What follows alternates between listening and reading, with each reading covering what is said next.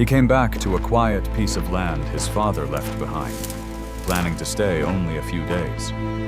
But his dog stopped at the door, as if something inside was still waiting. A hidden letter led him to a promise buried beneath the soil, one that was never meant to be forgotten. The land wasn't broken. It was being pushed to fail. Slowly, deliberately. And the deeper he stepped in, the more he realized this wasn't about inheritance. It was about a choice, to walk away or carry something that could change him forever. Before we begin, tell me where you're watching from. Like and subscribe to help us reach 1,000 followers so we can share more meaningful stories. Now, let's begin. The road into Briar's End did not welcome him. It simply continued, as if it had no opinion about who came or went, only that the wheels kept turning, and the sky remained wide enough to swallow whatever a man carried with him. Rowan Thorne drove in with both hands steady on the wheel, shoulders squared out of habit rather than comfort. At 35, he still moved like a man who had learned long ago that hesitation cost more than pain. He stood just over 6 feet tall, his build lean and hardened, not bulky but efficient, the kind of strength shaped by years of carrying weight that didn't always belong to him. His face was clean-shaven, the jawline sharp, the cheekbones defined in a way that made his expressions seem more controlled than they were. His hair, dark brown and cut in a military style, had grown just a fraction longer than regulation, softening nothing. His eyes were the only thing that refused to settle into the landscape. Gray-blue, steady and distant, they carried the quiet of someone who had already seen too much to be surprised, but not enough to feel at peace with it. Beside him sat Fen. The German Shepherd, 6 years old, filled the passenger seat with a presence that did not need movement to be felt. His coat blended cream, gray, and black in uneven layers, darker along the spine like storm clouds gathering, lighter across the chest where the fur softened into pale warmth. His eyes, amber and alert, tracked everything without turning his head reflections in the glass, the shift of light over snow, the slow rise of the town ahead. Fen did not belong to the road. He belonged to Rowan. And in a way, Rowan never said aloud. Rowan belonged to him too. The church was smaller than Rowan remembered. Or maybe he was larger now. Barn filled with things that did not fit into spaces built for simpler lives. White paint dulled by years of wind and snow, the steeple leaning just enough to suggest it had argued with storms and lost more than once. People gathered outside in small groups, speaking softly, as if grief had to be handled like something fragile and borrowed. Rowan stayed at the edge. He did not step closer than necessary. He never did. Inside, the service passed like a sequence of motions he recognized, but did not feel. A pastor speaking carefully measured words. A hymn that drifted slightly off-key. The creak of wooden pews shifting under weight. Rowan noticed details instead of meaning. The way dust caught light near the back window, the faint scent of old varnish, the uneven rhythm of someone clearing their throat too often. He had learned this somewhere between deployments and the long, quiet aftermaths. That grief became easier to manage when you treated it like background noise. When it was over, hands reached for him. "You're his son, right? You look like him. You made it back." Rowan nodded when expected. Said little. "Let go first." His father had been the kind of man who stayed long enough for a place to recognize him. Rowan had spent most of his adult life making sure no place could do that. Outside, the wind carried the last edge of winter. The ground still held cold, but the air had begun to forget it. Fen stayed close to his left side, shoulder brushing lightly against Rowan's thigh every few steps. Not pulling, not guiding, just confirming. Still here. Still moving. Still together. The house stood where it always had, at the far end of a narrow road lined with trees that had not yet decided to wake. Rowan unlocked the door with the same key he had taken from a drawer he barely remembered. The lock resisted, and then gave with a dull click that echoed louder than it should have in the empty quiet. The smell came first. Pine, oil, old fabric, something faintly metallic beneath it all. Not unpleasant, just time. Layered. Fen stepped in behind him, nails tapping softly against the wooden floor, then paused. His head lowered slightly. He inhaled once, twice, not searching, not confused. Recognizing. Rowan set his bag down by the door and stood still for a moment, letting the silence settle around him. It wasn't empty. It had weight. The kind that stayed after a voice had been removed, but not replaced. He moved through the house with purpose, not because he wanted to be there, but because motion made things easier. Rooms were smaller than he remembered, furniture unchanged. A table near the window, worn smooth by years of use. A chair with one leg that never quite sat right. Shelves lined with tools and jars whose purpose he could no longer name. Keep. Toss. Maybe. He sorted without thinking too much, until Fen stopped. When the dog had wandered toward the back of the room, near the door. There, hanging from a wooden hook, was a heavy winter coat. Dark, thick, worn at the cuffs and collar. Fen stood beneath it, looking up. Not barking, not restless. Waiting. Rowan glanced over. "Leave it." Fen didn't move. One step forward. A slow lift of the head. A soft exhale through the nose, as if the scent carried more meaning than Rowan could understand. Rowan exhaled quietly through his nose. "Yeah. All right." He crossed the room, reaching for the coat. The fabric was heavier than he expected. Cold, even inside the house. He slipped his hand into the pocket. Felt paper. Folded. He pulled it out. Before Rowan could unfold the letter, Fen's posture changed. Not dramatically, but enough. His ears shifted forward, body tightening just slightly, not in fear, not in aggression. In attention.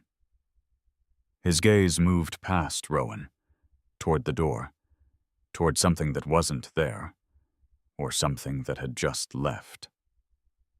For a moment, Rowan didn't breathe, and the house, which had felt still and heavy, suddenly felt aware. Not alive, but not empty anymore either. Fen let out a low sound in his throat. Not a growl, not a warning. Recognition. Then just as quickly, it passed. The dog blinked once and looked back at Rowan, as if nothing had happened. Rowan stared at him a second longer than necessary, then shook it off.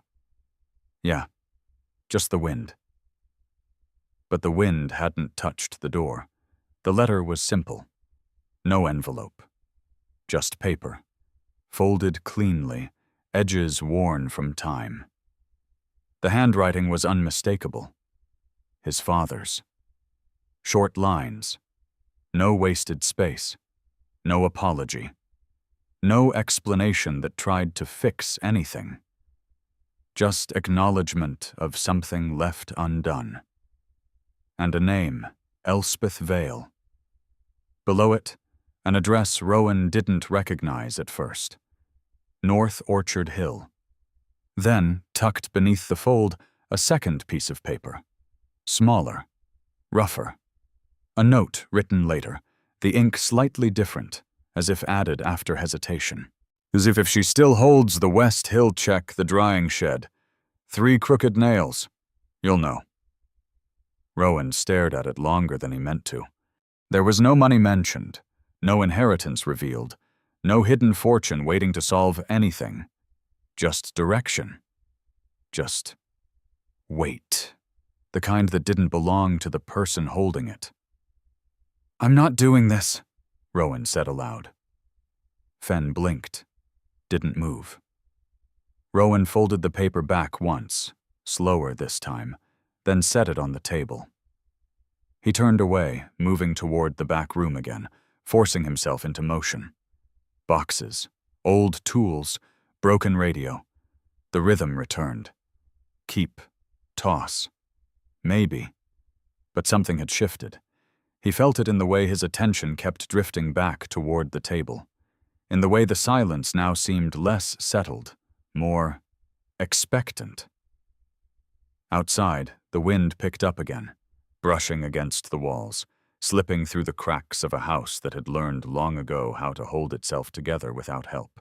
Rowan worked until the light changed, until shadows stretched longer across the floor, until the day moved forward, whether he followed it or not. Finally, he stopped, looked at the table, at the folded paper, at the name he didn't know, at the place he had never heard of. Fen was already there, sitting, waiting, not pushing, not insisting, just present. Rowan let out a slow breath, the kind that didn't solve anything, but made space for what came next. "Tomorrow," he said quietly. Not a promise, not a decision, just a delay. But even as he said it, he knew something had already begun, and some roads, once noticed, did not let themselves be ignored. Morning did not arrive with warmth. It came pale and deliberate, spreading slowly across Briar's End, as if the land itself had not yet decided whether to let go of winter. Frost still clung to the edges of the road, thin and stubborn, catching light in a way that made everything look sharper than it felt. Rowan stood on the porch of his father's house for a moment longer than necessary, the folded letter in his hand. He had not slept much. Not because of noise, there had been none, but because the quiet had settled too deeply, pressing against him in a way that felt unfinished. Fen waited by the truck. The German shepherd stood still, body aligned forward, ears angled slightly apart, as if catching something between distances. His coat caught the early light in muted tones, and the darker ridge along his back almost blending with the shadow of the vehicle, while the pale fur on his chest reflected a faint warmth the morning itself did not offer. He did not look at Rowan. He was watching the road. Rowan exhaled. "Yeah," he muttered, more to himself than the dog. He stepped off the porch. The drive to North Orchard Hill felt longer than it should have. Not because of distance, because of direction. The road curved along the lake, climbing gradually through lines of pine that leaned inward as if narrowing the path by intention. The air shifted as he drove less town. More water, more earth, something mineral beneath the scent of thawing ground. Fen adjusted once in the passenger seat, shifting his weight but not his focus. His eyes remained forward, alert without tension. Rowan noticed that. He noticed everything. That was the problem. The land opened slowly. Not all at once, but in layers. First the trees loosened, their spacing widening just enough to let light break through in long, pale beams. And then the ground leveled slightly before dipping again toward the lake. And finally, the house appeared off to the left, set back from the slope like it had chosen its place and refused to move from it since. North Orchard Hill. The structure was older than Rowan expected. Not abandoned, not broken, just worn. The roofline dipped slightly at the center. The porch leaned just enough to suggest it had stopped correcting itself years ago. But nothing about it felt neglected. There was a difference between something being left behind and something being left alone. This was the latter. Fenn's ears shifted. Not forward, not back. To the side. Listening. Rowan slowed the truck, then cut the engine. Silence followed. Not empty, moving. Wind brushing pine needles. Water shifting against the distant shore. Something small moving through brush somewhere unseen. Fenn stepped out first. He didn't run. He didn't explore. He stood, head lifted, breathing in, cataloging. Rowan walked toward the house with the letter in his jacket pocket, each step deliberate without needing to be. Gravel shifted under his boots, the sound too loud in the open quiet. He knocked once. Waited. Nothing. He knocked again, louder. The door opened before he could raise his hand a third time. Elspeth Vale stood there, like she had been there the entire time. She was smaller than Rowan expected, but not fragile. Her frame was narrow, built more by endurance than weight. Her hair, white and loosely tied back, had slipped in places, strands catching the wind and moving without her noticing. Her face held the lines of age, but not softness, each crease defined, earned, set in place by years of weather and work, rather than time alone. Her eyes were the first thing Rowan registered. Gray with a hint of green. Sharp. Not suspicious. Not welcoming. Exact. She looked at him as if she already knew the answer to whatever question he had come to ask. "You took your time," she said. Her voice was steady, low, and without decoration. Rowan reached into his jacket and held out the letter. Elspeth Vale. "I know my name." She didn't take it immediately. Her gaze moved from the envelope to Rowan's face, then to his posture, then briefly to Fenn, who stood a few feet back, watching without moving. She measured. Then, slowly, she reached forward. Her fingers were thin, steady, and marked with dirt that did not wash away easily, the kind that settled into the lines of skin and stayed because it belonged there. She took the letter, did not open it. "Come in or don't," she said, stepping back just enough to leave space. "But don't stand there like you're waiting for permission." The inside of the house did not match the outside. Where the exterior leaned and weathered, the interior held order. Not polished, not decorative, or intentional. Shelves lined one wall, filled with jars, tools, bundles of dried stems tied in uneven clusters. A table near the window held stacks of paper, arranged in a way that looked chaotic, until Rowan noticed the pattern grouped by size, then by wear, then by something else he couldn't name yet. The air smelled faintly of herbs, and wood, and time. Fenn stepped in behind him, then stopped near the door. He did not lie down. He did not wander. He stood, watching, always watching. Elspeth moved to the table and set the letter down, still unopened. "You're his son," she said. Not a question. Rowan nodded once. She studied his face longer than necessary. "He aged," she added. Rowan didn't respond. A corner of her mouth moved. Not quite a smile. "Fair enough." She picked up the letter, turned it once in her hand, then opened it. Rowan did not watch her read. Instead, he let his eyes move through the room, across the worn floorboards, out the marks left by years of movement, the way light settled across the table but never quite reached the far corners. He listened, not for words, for change. Fen moved, not quickly, not urgently, but with purpose. He crossed the room in a straight line Rowan hadn't noticed before, heading toward a narrow section of wall near the back between a shelf and a window where nothing seemed different from the rest.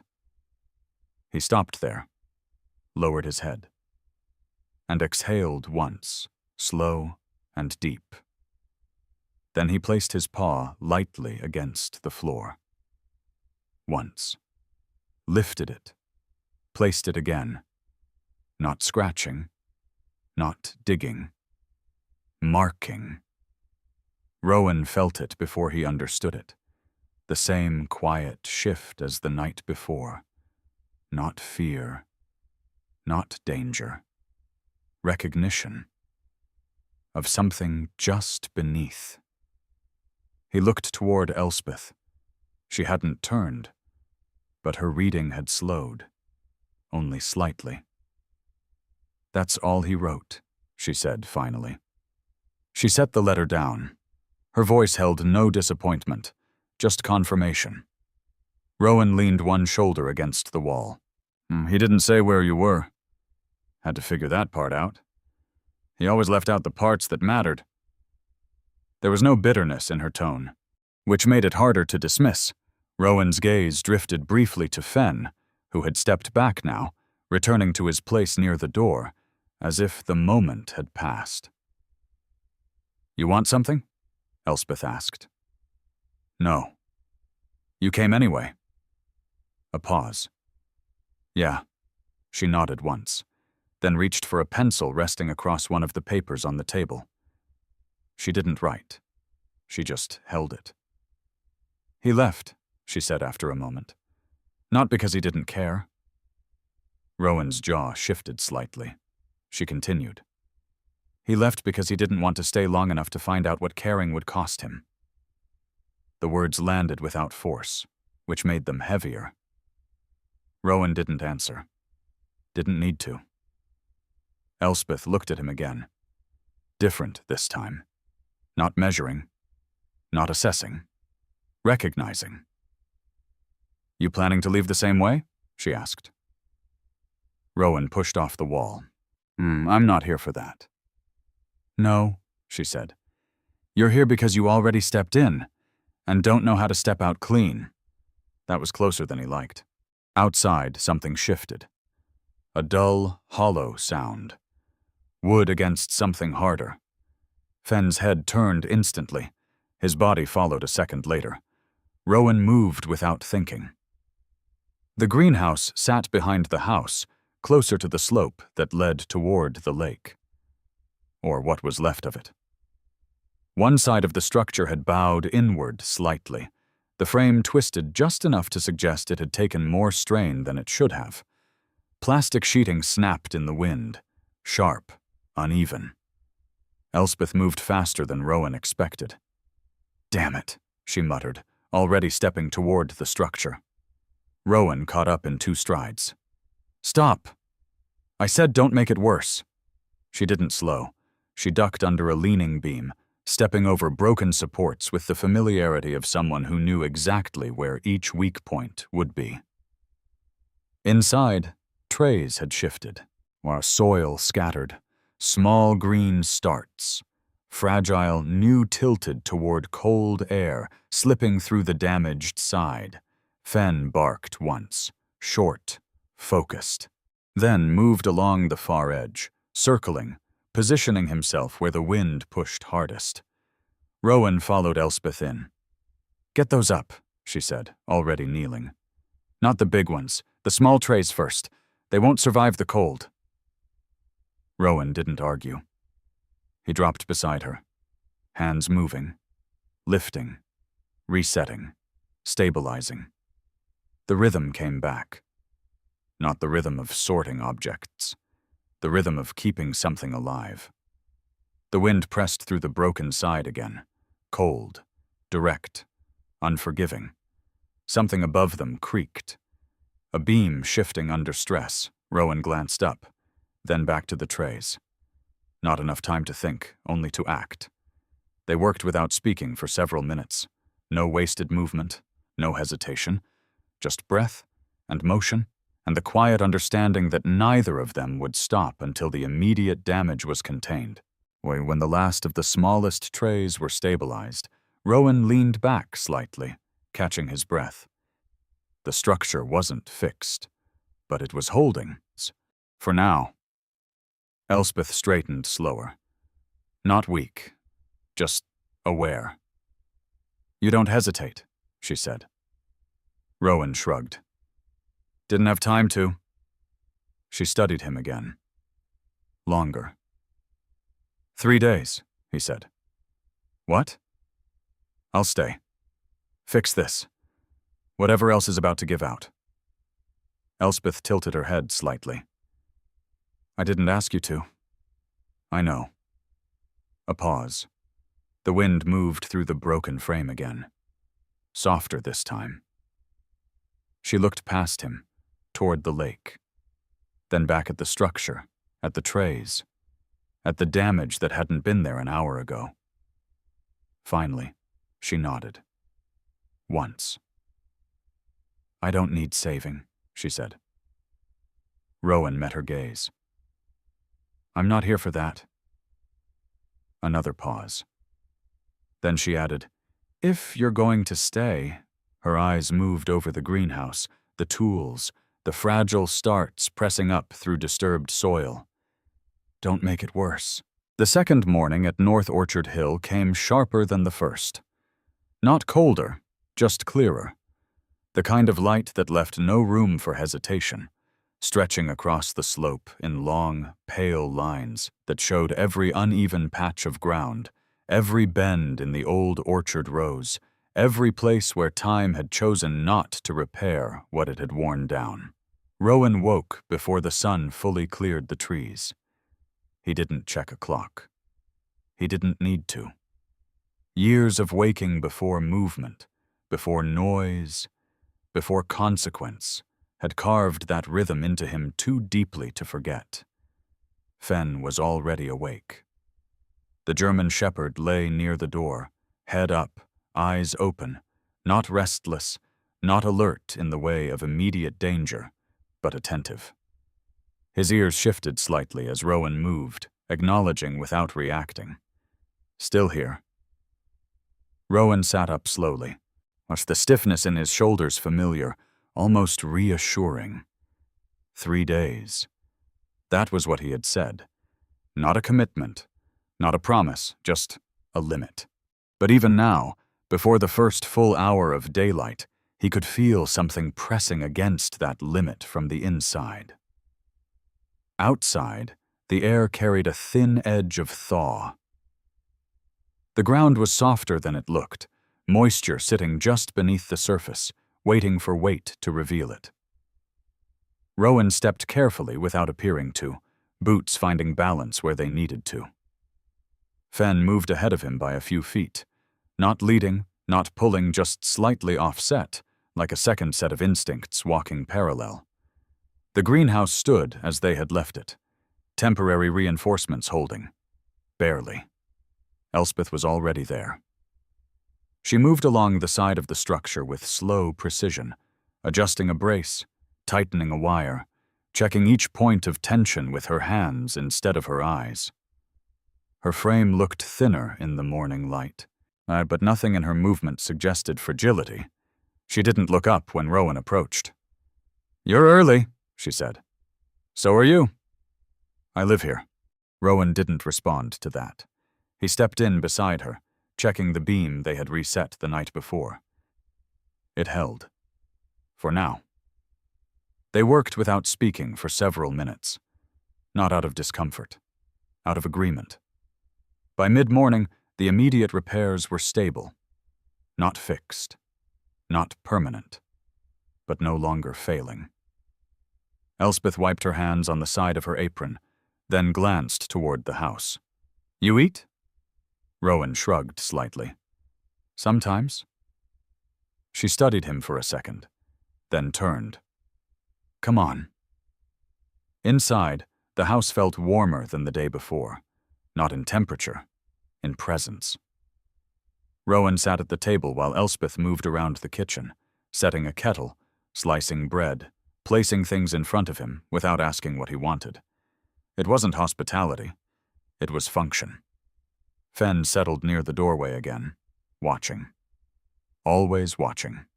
Rowan's gaze drifted across the table. The letter was gone. Not out, not visible. Stored somewhere. He noticed that. He noticed everything. You found something yesterday?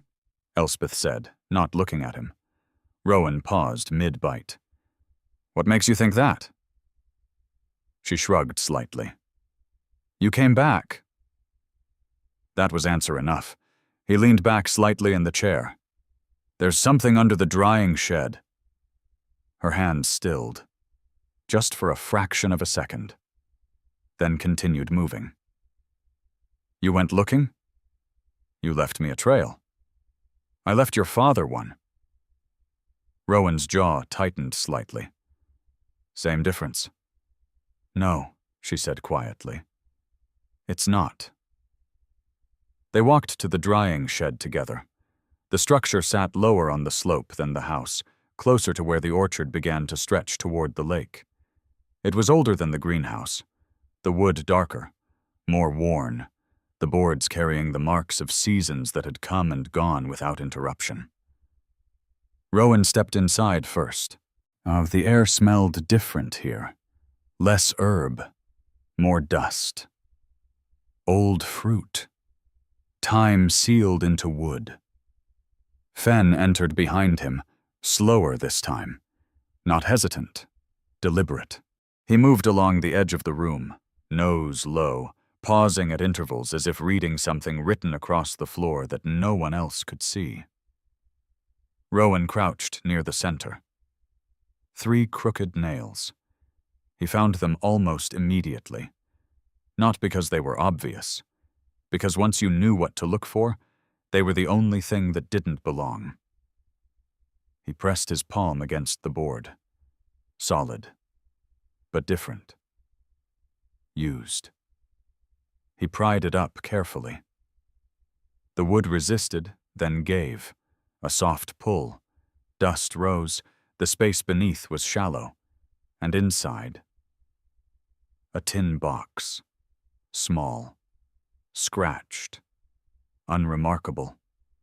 The kind of object meant to hold something long enough to be forgotten. Rowan didn't open it right away. He sat back slightly, the box resting in his hand. There was no urgency. Only weight. Before he could lift the lid, Fen froze. Not moving. Not breathing. His head lifted slowly, ears angled forward in perfect alignment, body rigid in a way Rowan had seen before, but only in places where something unseen shifted the air. Fen wasn't looking at the box. He was looking past Rowan, toward the open doorway of the shed. Sunlight filled it. Nothing stood there. No movement. No sound.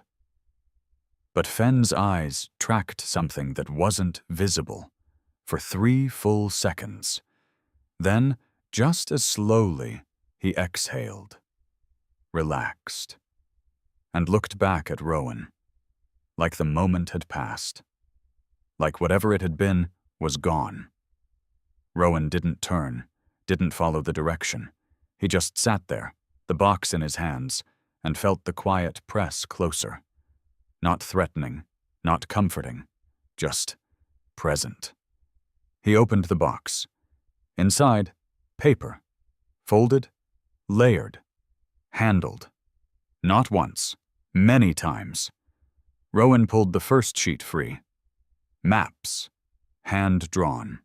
Not precise in the way of printed documents, but deliberate. Lines curved across the page, marking elevation, slope, direction of water flow. Notes written in the margins. Short, functional, sometimes crossed out and rewritten. He recognized the handwriting. His father's. And another, narrower, more exact. Elspeth. He unfolded another page. More notes, different ink, different time, but the same pattern. They had worked together, not briefly, not casually. This wasn't a project. It was a system, built over years, layered, adjusted, tested. Rowan's fingers slowed as he turned the pages. This wasn't about a farm, or a garden, or even land in the way most people understood it. This was about control, of water, of soil, of what stayed, and what didn't. "You see it now," Elspeth said quietly. She hadn't stepped closer, hadn't looked over his shoulder, but she knew. Rowan didn't answer, didn't need to. "He didn't leave because it didn't matter," she continued. "Well, he left because it started to." That sat heavier than anything else she had said. Rowan leaned back slightly, one hand resting against the floor. His father had never explained anything. Not then. Not later. Not ever. Rowan had filled that silence with assumptions. Simpler ones. Easier ones. This wasn't easier. They spent the rest of the afternoon going through the papers. Not all of them. Not enough to understand everything, but enough to recognize patterns. The slope of the land. The way water moved through it. How the orchard wasn't planted randomly, but in response to that movement. How the greenhouse wasn't separate, but part of the same system. How the soil itself had been shaped over time. Not forced. Guided. Fen moved in and out of the shed, occasionally stopping, occasionally watching, occasionally disappearing briefly outside before returning again. Never far. Never disconnected. By late afternoon, Rowan stood outside the shed, looking down toward the lake. Yet the light had shifted again. Lower. Longer. Everything looked more defined. Less forgiving. He folded one of the maps back carefully. Not the way it had been. But with attention. "I'm not staying," he said. The words felt correct, clean, logical. Behind him, Elspeth didn't respond immediately. When she did, her voice carried no weight of expectation. "Good." Rowan glanced back at her. She met his gaze. "You shouldn't stay for something that isn't yours." That should have settled it. It didn't. Fen stepped up beside Rowan. Close. Shoulder brushing his leg once. Then still.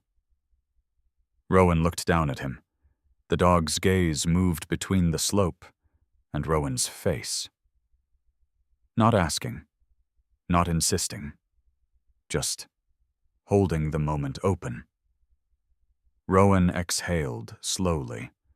The kind of breath that didn't decide anything, but made it harder to pretend the decision hadn't already begun. The third morning did not feel like a beginning. It felt like something tightening. Not around Rowan, but through the land itself. The air carried a different weight. The thaw had deepened overnight, and the ground held more water than it showed. The surface looked stable, but under it something had shifted, quietly, persistently, without asking permission.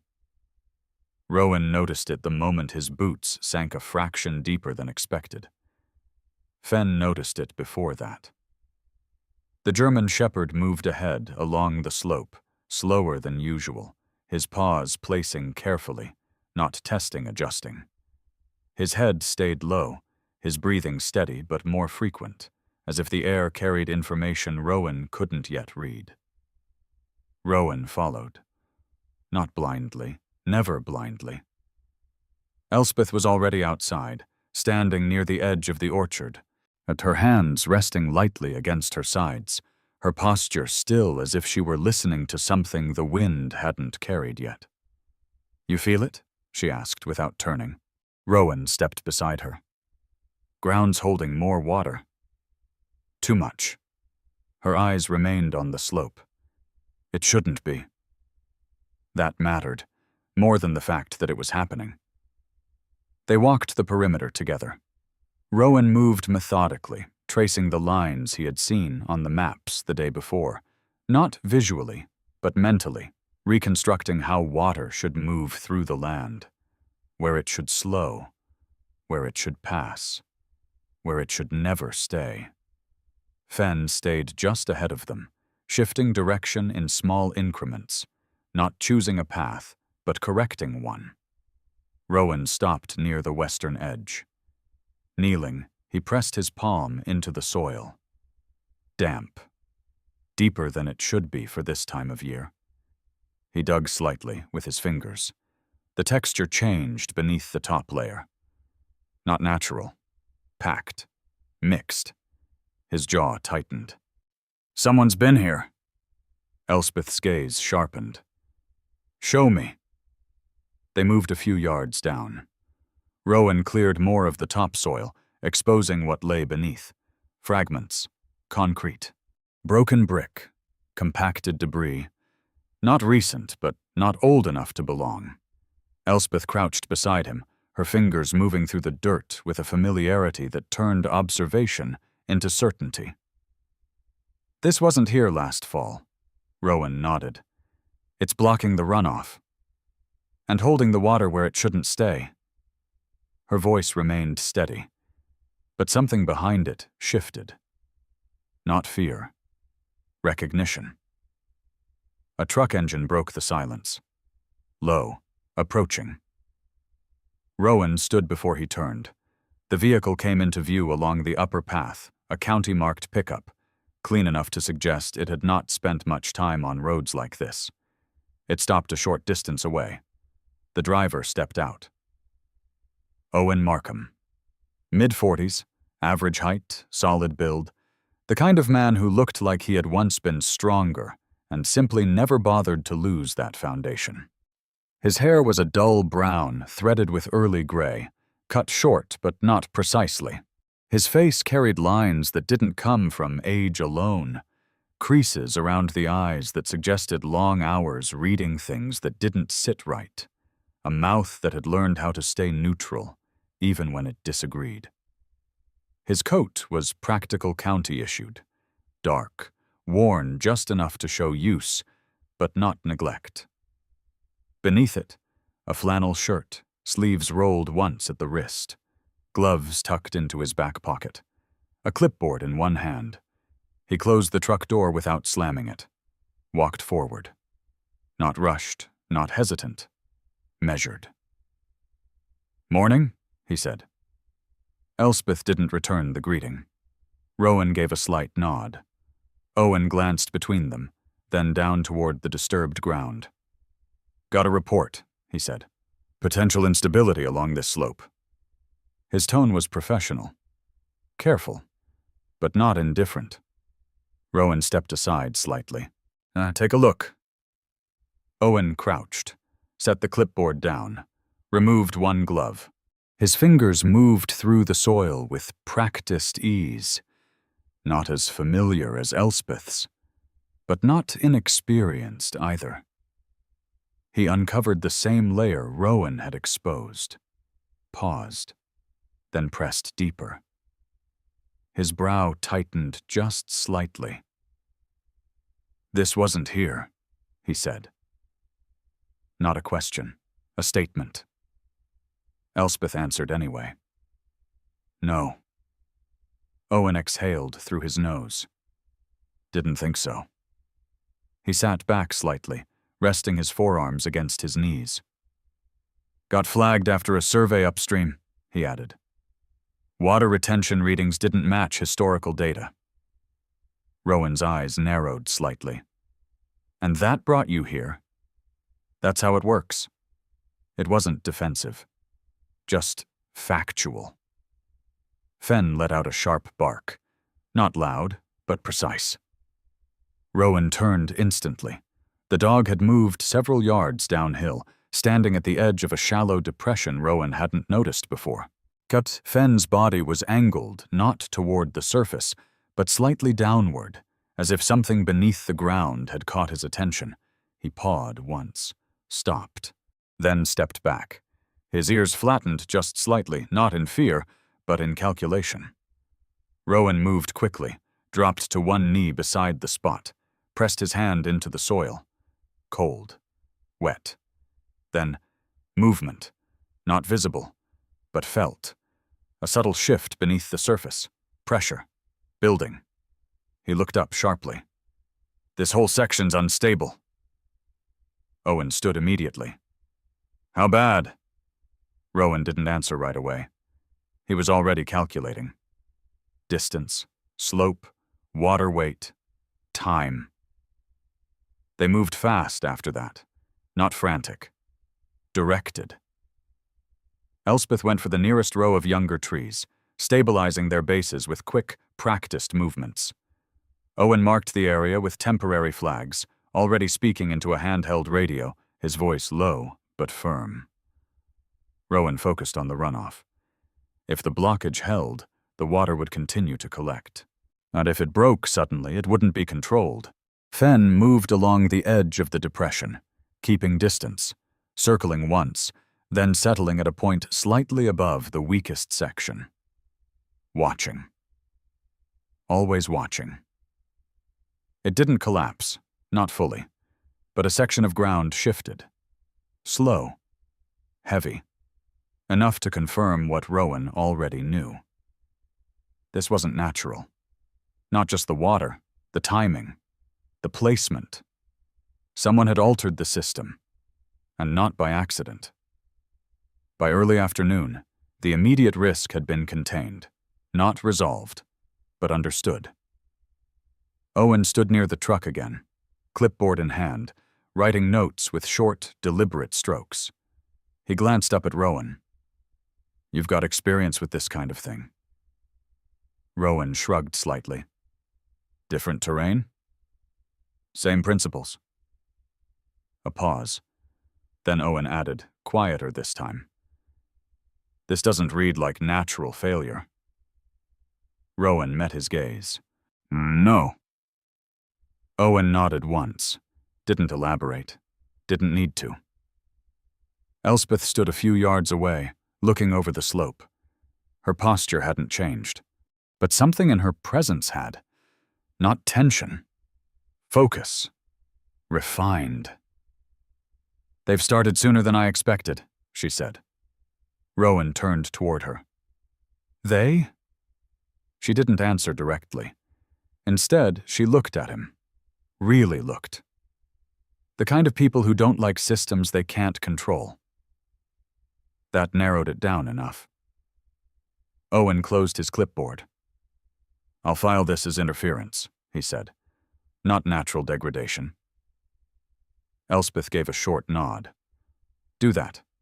He hesitated, just slightly, then added, Inspection team will come through next week. Rowan's jaw shifted. Convenient. Owen didn't argue. Timing's not always clean. That wasn't agreement, but it wasn't denial either.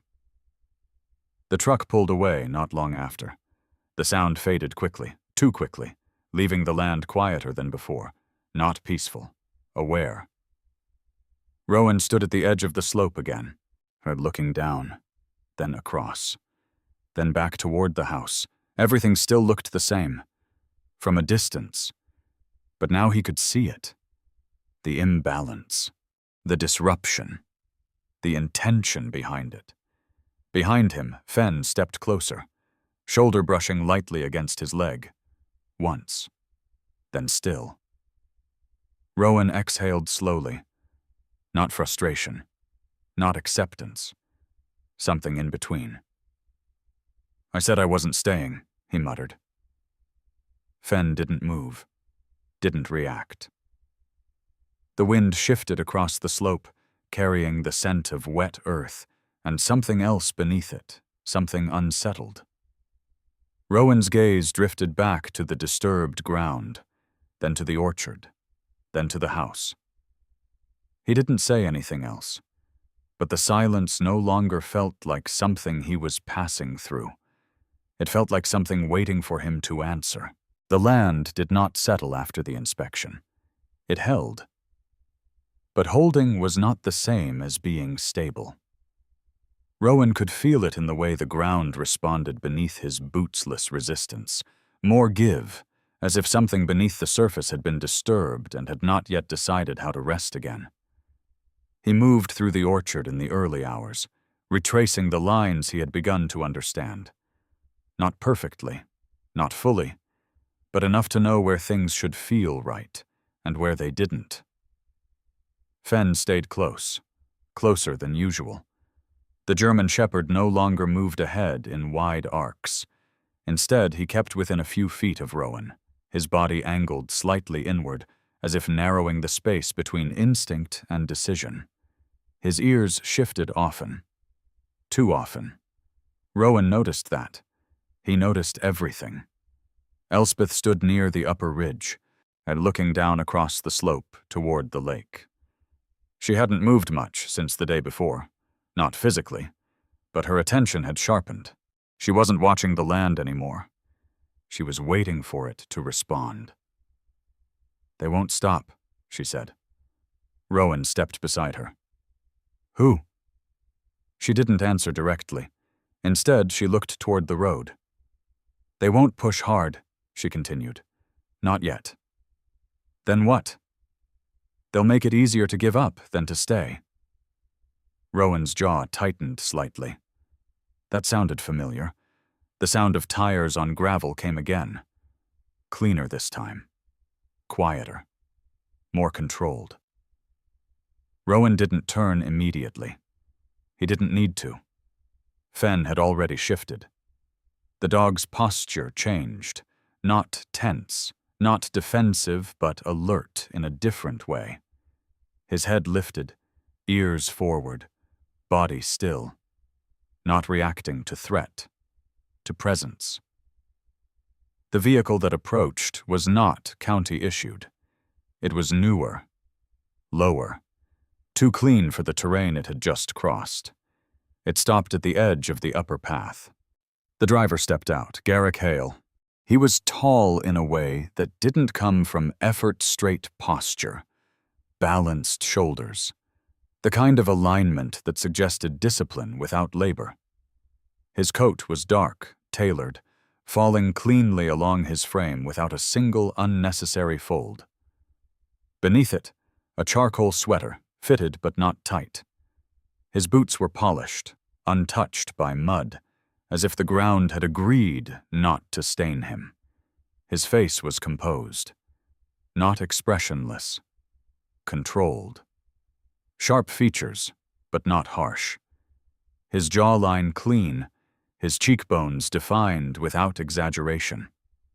His hair, dark brown, styled just enough to appear effortless, while clearly not being so. His eyes were the only thing that didn't match the rest. They were calculating. Not cold, but precise. The kind of gaze that didn't look at things. It assessed them. He closed the car door with a soft click, and walked forward, unhurried, each step measured not in distance but in intention. "Ms. Vale," he said, stopping just outside what would have been considered personal space. His voice was smooth, not overly warm, not distant, balanced, like everything else about him. Elspeth didn't greet him. Rowan stayed where he was. Fenn remained at Rowan's side, unmoving. "I was told there had been some complications," Garrick continued, glancing briefly toward the slope. The word sat wrong. Complications. As if the land itself had failed to perform. Rowan spoke before Elspeth could. "Someone blocked the runoff." Garrick's gaze shifted to him. Not surprised, not defensive. Interested. "Did they?" he said. The tone didn't match the words. Rowan didn't respond. Garrick stepped a few paces closer, just enough to take in the visible damage. He didn't crouch, didn't touch the ground. He observed. From a distance. That's unfortunate, he said. Elspeth's voice cut through the space. No, she said. It's deliberate. A pause. Garrick turned his head slightly toward her. Is it? No challenge. No denial. Just possibility. Fen moved.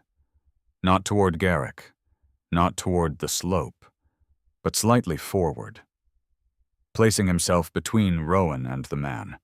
It wasn't aggressive. There was no growl, no bared teeth, just a shift in position. A line drawn.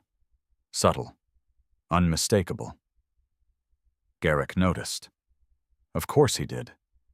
His gaze dropped briefly to the dog, then returned to Rowan. A well-trained animal, he said. Rowan didn't correct him. Fen wasn't trained for this. He understood it. Garrick adjusted the cuff of his coat slightly. A small, precise movement. I've been speaking with the county, he said. There's concern about long-term viability here. Elspeth didn't move. Concern doesn't grow trees, she replied. Garrick's expression didn't change. No, he agreed, but it determines whether they're allowed to stay. There it was. Clean. Simple. Controlled.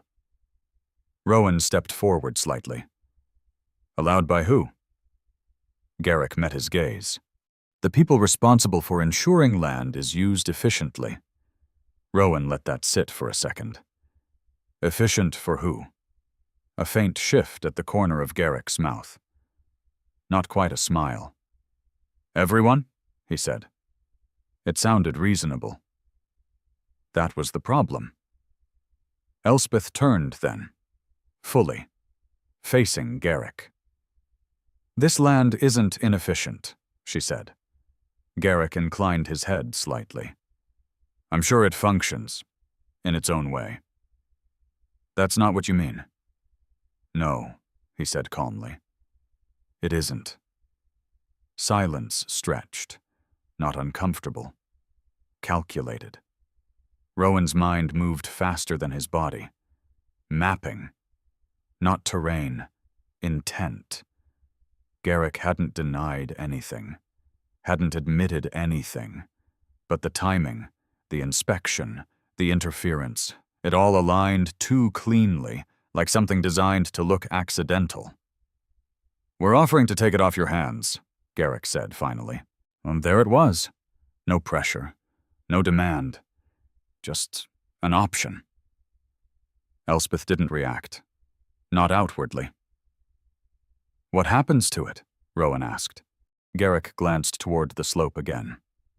Development, he said. Sustainable, structured, scalable. Each word placed carefully. Measured. Empty. Rowan looked at the land, at the uneven rows, at the way the trees followed the curve of the slope, at the greenhouse, at the places where water moved in ways that couldn't be simplified into straight lines.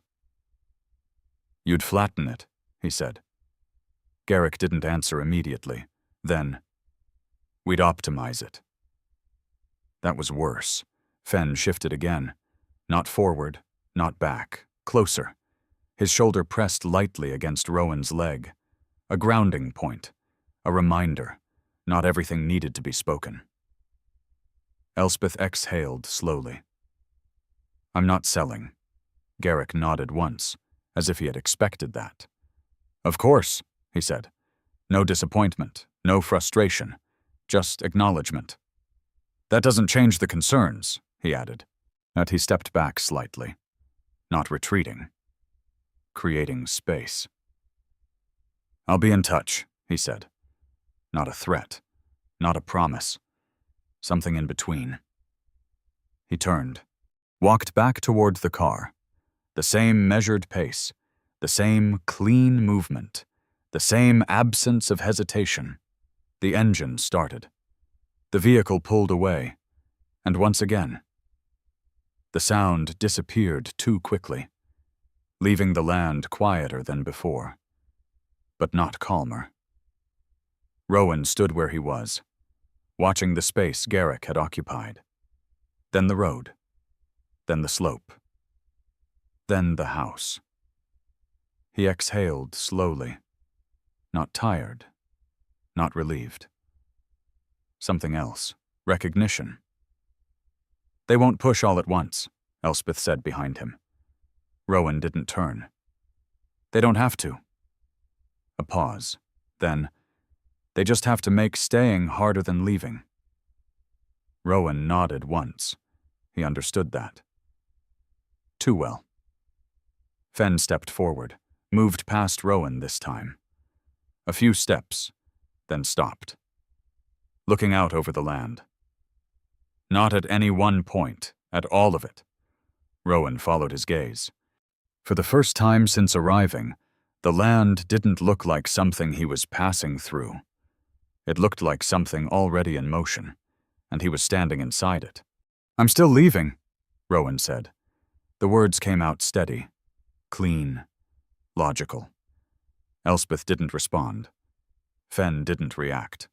The wind moved across the slope again, carrying the scent of damp earth and something else beneath it, something that had been disturbed and was no longer willing to stay quiet. Rowan didn't say anything else. But the space between what he said and what he felt had begun to widen. The storm did not announce itself. It built. Quietly. Layer by layer, like pressure gathering beneath something that had been holding too long. By late afternoon, the sky over North Orchard Hill had changed. Not darker, not yet, but heavier. The light flattened across the land, stripping color down to something colder, sharper, as if everything was being reduced to structure. Rowan stood near the greenhouse, tools in hand, eyes not on the frame in front of him, but on the slope beyond. Something was wrong. Not visibly, but the kind of wrong that lived in the timing of things. The wind came first, not a gust, a direction. Everything leaned, then stopped, then leaned again. Fenn moved before Rowan did. The German shepherd stepped forward, placing himself slightly downhill, body angled into the invisible push, ears pinned back. Not in fear, but in calculation. His breathing slowed, focused, every muscle aligned with something Rowan could not yet see. Rowan followed his gaze. Nothing. And then, everything. Rain hit, hard, not gradual, not building, immediate. Cold sheets driving sideways across the slope, turning soil into movement before it had time to become mud. "Elspeth," Rowan called. She was already outside. Of course she was. She moved toward the lower rows, not quickly, but directly, each step placed with precision that ignored her age entirely. Her coat snapped slightly in the wind, but her posture didn't change. She wasn't reacting. She was continuing. Rowan moved after her. Fenn stayed between them. Always adjusting. Always watching. The ground began to shift. Not collapsing. Not yet. But loosening. Rowan felt it under his boots. The subtle give, the slow pull downward that didn't belong to gravity alone. "Elspeth back," he said. She didn't stop. "They'll hold," she replied. They won't." She reached the first row, dropped to her knees. Her hands moved through the soil, adjusting supports, lifting weakened roots, reinforcing what could still be saved. Rowan swore under his breath, then followed. The rain intensified. Water ran in thin, fast streams where it should have been absorbed. where it should have slowed, where it should have been guided. The system was failing. Or worse, it had been made to fail. Fen barked, loud, sharp. Not a warning, a command. Rowan turned instantly. The dog had moved further down the slope than before, paws sinking into unstable ground that should have stopped him. His body was low. Head turned slightly, not toward the collapse, but toward something beneath it. A line. Invisible. But real. Rowan followed his line of sight. And saw it. Water. Not on the surface. Below it. Forcing its way through a section that had been blocked. Building pressure. Searching for release. "This whole section's going!" Rowan shouted. They moved. Not clean. Not controlled. Fast enough. Rowan grabbed Elspeth's arm, pulling her up as the ground beneath her shifted again, this time more visibly, soil sliding in small, uneven sheets. "I said back! I don't have time to— You do now!" The words landed harder than the storm for a second. She looked at him, not angry, not resisting, understanding. Then she moved. They worked without speaking. Rowan lifted trays, passing them back toward higher ground. Elspeth repositioned what she could, stabilizing the roots of younger growth that wouldn't survive a full slide. The rain blurred distance, erased edges, turned everything into motion. Fen moved between them, never in the way, always where the pressure shifted most. Then the ground gave, not fully, but enough. A section of the lower slope collapsed inward with a heavy, wet, sound soil breaking loose, dragging roots, and carrying away the careful lines that had taken years to shape. Elspeth moved toward it. Instinct, not decision. Rowan caught her, hard. "Stop. I can still—" No. She tried to pull free. Didn't. Not because she couldn't. Because she knew. The collapse slowed, then stopped. The storm didn't. They stood there, breathing hard, soaked through, watching the damage settle into something that wouldn't be undone quickly. Or cleanly. Inside, the house felt smaller. Not physically, but in the way space closes in after something has been lost. Elspeth sat at the table. Not slumped, not weak, but still. Her hands rested flat against the wood, fingers spread slightly as if feeling for something beneath the surface that wasn't there anymore. Rowan stood near the window. Fen lay near the door, head low but eyes open. Watching. Always watching. "You knew?" Rowan said finally. Elspeth didn't look up. "I expected pressure. Not this." "No," she agreed. A pause. "And then, they don't break things all at once." Rowan turned toward her. "They weaken them until breaking looks natural." That tracked. Too well. He reached for his phone. Didn't hesitate this time. The number connected quickly. "Mr. Thorne?" The voice on the other end said smoothly. "Thomas Klein." Early 50s, if Rowan had to place it by voice alone. Polished. Controlled. The kind of man who had learned how to sound reasonable in any situation. The kind who never raised his voice because he never needed to. "I was going to call you," Klein continued. "I'll take the offer," Rowan said. Silence. Not long, but real. "Are you certain?" Klein asked. "Yes. Very well, we can begin immediately. It will be a clean process." Rowan ended the call, set the phone down, didn't look at it again. Elspeth lifted her gaze. Not surprised, not disappointed, just measuring. "You sold it," she said. Yeah. What did it feel like? Rowan considered that. Fast. She nodded once. That's the danger. He didn't ask her to explain. He didn't need to. Fen shifted. Not toward Rowan, toward Elspeth. He moved slowly, deliberately, and settled near her chair, not touching, but close enough that the space between them felt held. She didn't reach for him, didn't acknowledge it, but her hand moved slightly closer to the edge of the table, as if something in her had already adjusted. The storm passed. Not quickly, but completely. The next morning came clear. Too clear. The kind of clarity that shows damage without softening it. Rowan walked the slope again. Alone this time. Fen stayed behind. With Elspeth. Rowan noticed that. Didn't comment on it. The land had changed. Not entirely, but enough. The lower section was gone, reformed into something uneven, unstable, no longer following the lines he had seen in the maps. The system had broken. Or at least, it had been interrupted.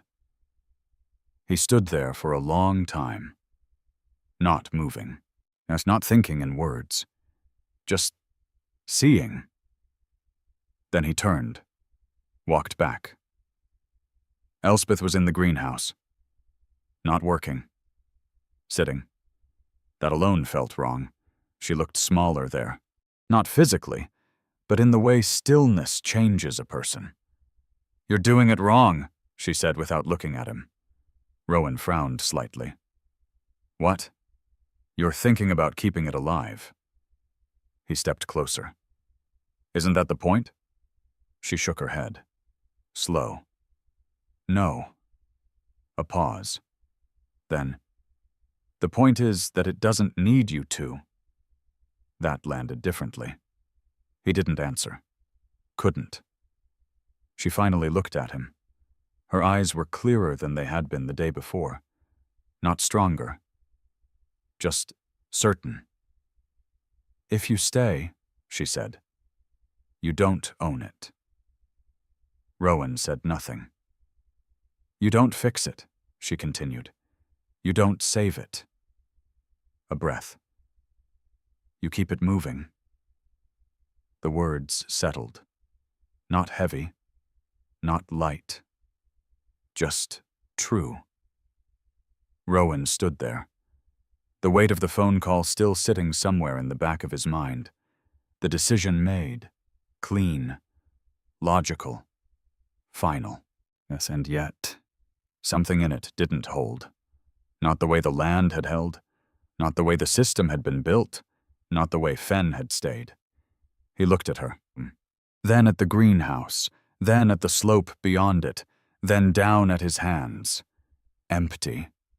For a moment. Then not. I didn't come here for this, he said quietly. Elspeth nodded once. No one ever does. Morning arrived without permission. It did not ask whether the land was ready. It did not wait for what had been lost to settle into something that could be named. It simply came clear, pale and exact, spreading across North Orchard Hill as if nothing had changed. But everything had. Rowan stood on the edge of the slope where the collapse had reshaped the ground. The lines he had studied, the careful curves, the subtle channels that guided water without forcing it, were gone in that section. Not erased entirely, but broken, interrupted. He could still see the intention, but intention alone didn't hold soil in place. His hands rested loosely at his sides. Empty. That was the first thing he noticed. He had spent years carrying weight that wasn't his. Now, for the first time in a long time, he had set something down. And it didn't feel like relief. Behind him, Fen approached slowly. The German shepherd moved without sound, his steps shorter now than they had been when Rowan first arrived. Not weak, not failing, just measured. He stopped beside Rowan, shoulder brushing lightly once, then still. Rowan glanced down at him. Fenn's coat caught the morning light in soft contrasts, the darker ridge along his back fading into the pale warmth of his chest. His eyes, amber, steady, didn't scan the horizon this time. They rested, not on the land, on Rowan, as if waiting. The house behind them was quiet. Not empty. Not yet. But quieter than it had been. Rowan felt it, before he saw it. He turned, walked back, each step slower than the ones before, not because of distance, because of knowing. Elspeth sat in the chair near the window. The same chair, the same position, the same stillness. But something had shifted, not in her posture, in the absence of movement. Her hands rested in her lap, fingers relaxed, not holding, not reaching, not resisting. Her face carried no tension, no struggle, no unfinished thought, just completion. Rowan stopped a few feet away. Didn't speak, didn't move closer. He stood there long enough for the moment to settle into something real. Fenn entered behind him, slower. He didn't go to Rowan. He went to her. Sat. Close. Not touching. Watching. Always watching. The town came quietly. Not all at once, not with ceremony. One by one. People who knew how to arrive without making something heavier than it already was. June Mercer was the first. Early 30s, slight build, her movements careful but not hesitant. Her hair, a soft brown pulled back loosely, caught the light near the doorway, framing a face that carried more thought than expression. Her eyes were attentive, not searching, not intrusive, just present in a way that made space for others to exist without being forced to explain themselves. She stepped inside, didn't ask questions, didn't fill the silence. And she simply stood beside Rowan, close enough to acknowledge, far enough to respect. "I heard," she said quietly. Rowan nodded. That was enough. Others followed. Not many, just enough. A man from the lower road. A woman who had traded seeds with Elspeth every spring. Owen Markham stood near the door for a while, hat in his hands, his posture more uncertain than it had been the day before. He didn't write anything down this time. Didn't speak much, just stayed. Even Garrick Hale did not come. That absence meant more than his presence would have. They handled what needed handling, not quickly, not slowly, at the pace the moment required. Rowan did not direct it. He did not step forward. He did not step away. He simply remained. That evening, after the others had left, after the house had settled back into its quiet, Rowan stood alone in the greenhouse. Or what was left of it. The structure held, but unevenly, the repairs from days before still visible in every line that had been forced back into place. He moved through it slowly, his hand brushing lightly against the edge of a table, fingers tracing the rough grain of wood that had outlasted more than it should have. Fenn was behind him. Not close, not distant. Just there. Rowan stopped near the center, looked down, at the soil, at the disrupted lines, at the places where growth had been interrupted, but not erased. He knelt, pressed his hand into the earth, cold, damp, alive. And for a moment, just a moment, he felt it. Not physically, not something he could point to, but something beneath the surface. Movement, not of water, not of roots. Something quieter, persistent. As if the land was not asking to be fixed, not asking to be saved. Just waiting. Rowan exhaled slowly, and for the first time, he didn't try to understand it. The phone sat on the table when he returned inside, with where he had left it, where he had made the call. The call that had ended things cleanly, too cleanly. He picked it up, didn't unlock it, didn't check it, just held it, felt the weight of something decided too quickly, too easily. He set it back down, not gently, not carelessly, just intentionally. The next morning came the same way the last one had. Clear, cold, uncompromising. Rowan stepped outside with a small packet in his hand. Seeds. Nothing special. Nothing rare. Just enough. Fen followed. Slower, but steady. They walked to the edge of the slope, the part that had held, the part that could still carry something forward. Rowan knelt, pressed his fingers into the soil, not testing, not measuring, feeling. He opened the packet. Paused. Not because it mattered, because he did. Then he let the seeds fall. Covered them. Pressed the earth down lightly. Not sealing. Not forcing. Just placing. He sat back on his heels. Looked out across the land. The broken section. What the intact rows. The greenhouse. The house. The lake beyond it. It didn't look fixed. It didn't look saved. It didn't look complete. It looked ongoing. Fen lay beside him, head low, eyes open, watching the same horizon. Not searching, not guarding, just present.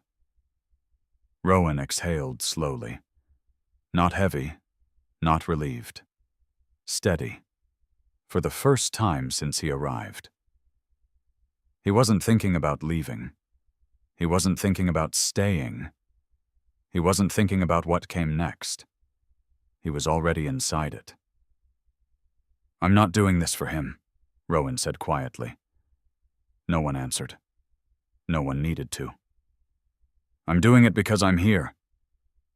The words didn't echo. They settled, like something that had finally found where it belonged. The wind moved across the slope again. Not sharp, not cold, just enough to carry the scent of earth, water, and something beginning again. Rowan didn't move, Fen didn't either, and for the first time, that was enough. There is a quiet truth hidden in this story. Not every miracle arrives as something we can see, hold, or prove. Sometimes it comes as a moment when a person chooses to stay, when leaving would have been easier. Sometimes it comes as the strength to carry something that does not belong to us, simply because it needs to be carried. Rowan did not find peace by owning the land. He found it by becoming faithful to something that could never be fully his. And perhaps that is where God works most gently in our lives, not in grand signs, but in the quiet invitations we almost ignore. In your own life, you may not stand on a broken hillside or rebuild something lost to the storm, but you are given something just as real. A responsibility, a relationship, a calling. A piece of your heart that asks you not to walk away. And maybe the miracle is not that everything gets fixed. Maybe the miracle is that you stay long enough for something to grow again. If this story touched you, share it with someone who needs a little hope today. Tell me in the comments what in your life is worth staying for. And if you believe gentle, meaningful stories still matter, subscribe to the channel, and walk with us into the next one. May God bless you, give you steady hands for what you carry, courage for what you cannot change, and peace in the quiet places where your life continues to grow.